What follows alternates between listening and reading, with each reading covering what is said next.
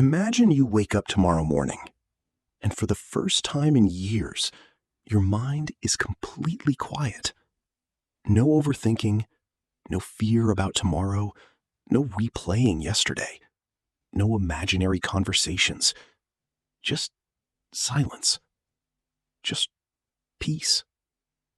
Sounds impossible? Maybe not. Because the biggest battle in your life may not be happening around you. It may be happening inside your own mind. Every day, your mind creates thousands of thoughts. Some are useful, some are meaningless, and some are completely destructive. But here's the mistake most people make. They believe every thought they have. If your mind says, "I'm not good enough," you believe it. If your mind says, "Something bad is going to happen," you believe it. If your mind says, "Nobody cares about me," you begin living as if it's true. But here's the truth. A thought is not a fact. It's only a thought. The Stoics understood this thousands of years ago.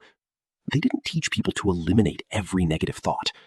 They taught them to stop becoming slaves to their thoughts. And that's where your freedom begins. First, stop believing everything your mind tells you. Think about the last time you told yourself, "I'm a failure." Did you stop and ask yourself, is this actually true? Or did you simply accept the thought? Your mind can create fear without danger. It can create sadness without loss. And it can create failure before you've even tried.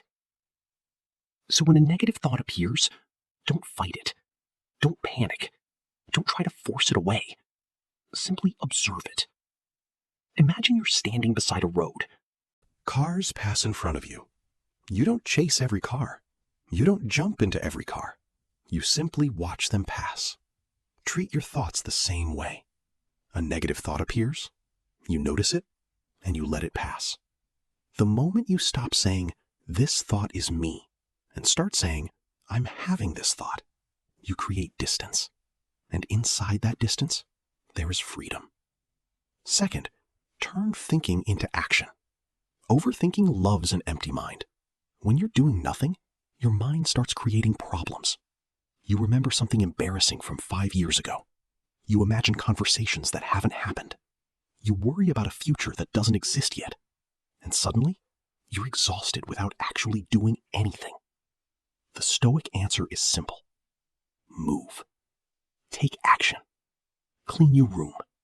Go for a walk. Exercise. Read a few pages. Finish one small task. Help someone. Build something. You don't need to solve your entire life today. You only need to take the next useful step. Because confidence is rarely created by thinking. It's created by action. Sometimes the fastest way out of your head is to get back into your life. Third, stop fighting reality. A huge amount of suffering comes from one sentence. This shouldn't be happening. But it is happening. You can't change yesterday. You can't control another person's opinion. You can't guarantee tomorrow. And you can't prevent every disappointment. Every time you fight something outside your control, you give it more power over your mind. The Stoics had a simple principle. Control what is yours, accept what isn't. You can't control the storm, but you can control how you hold the wheel. You can't control the wind, but you can adjust your sails. And you can't control everything life gives you, but you can control the person you become because of it. Fourth, be careful what you feed. Be careful what you feed your mind. Your mind is always consuming something. Social media, news, arguments, videos, other people's lifestyles, other people's opinions. And then we wonder why our minds feel exhausted. Imagine feeding your body junk food every day and expecting it to feel strong. The mind works the same way. If you constantly consume anger, you become more reactive. If you constantly consume comparison, you become dissatisfied. If you constantly consume negativity, negativity begins to feel normal. So protect your mental environment. Spend time around people who make you think better. Read things that make you wiser. Create more than you consume. And sometimes, turn everything off. Silence isn't emptiness. Sometimes, silence is where your mind finally gets to breathe. Fifth, remember that this moment will pass.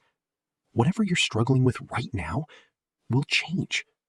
Maybe not today, maybe not tomorrow, but it will change. Think about the problems you had 5 years ago. At the time, some of them probably felt enormous. Today, many of them are barely memories. That's the strange thing about life. We often believe this feeling will last forever. It won't. Fear passes. Failure passes. Heartbreak passes. Confusion passes. Even difficult seasons eventually become chapters.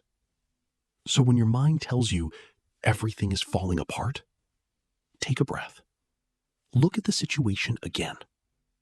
This is a moment, not your entire life. Tonight, when a negative thought appears, don't run from it. Don't fight it. Don't give it your entire attention. Pause.